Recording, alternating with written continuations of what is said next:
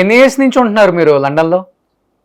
నేను అక్కడ 5 ఇయర్స్ ఉన్నాను. ప్రెజెంట్ కరెంట్లీ ఇండియాలో ఉన్నాను. కానీ యాక్చువల్ గా 5 ఇయర్స్ తర్వాత మీరే డైరెక్ట్ గా వీసా అప్లై చేసుకోవచ్చా? అక్కడ ఆప్షన్ ఉందా అండి? లేకపోతే మీరు వేరే త్రూ ఇట్లా థర్డ్ పార్టీ లేకపోతే ఏదన్నా కన్సల్టెన్సీ నుంచి వెళ్ళి వీసా?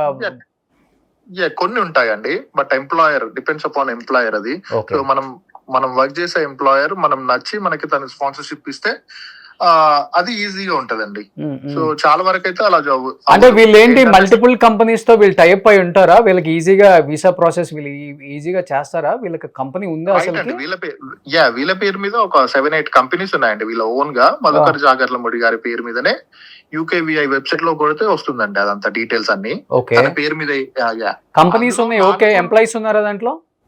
లేరండి, ఇలానే చేస్తారండి వాళ్ళు. ఓ, అంటే కంపెనీ పెట్టడం, కంపెనీ త్రూ మీకు వీసా ఇప్పిస్తామని చెప్పి మోసం చేయటం, డబ్బులు తీసుకున్న తర్వాత కంపెనీని క్లోజ్ చేయటం.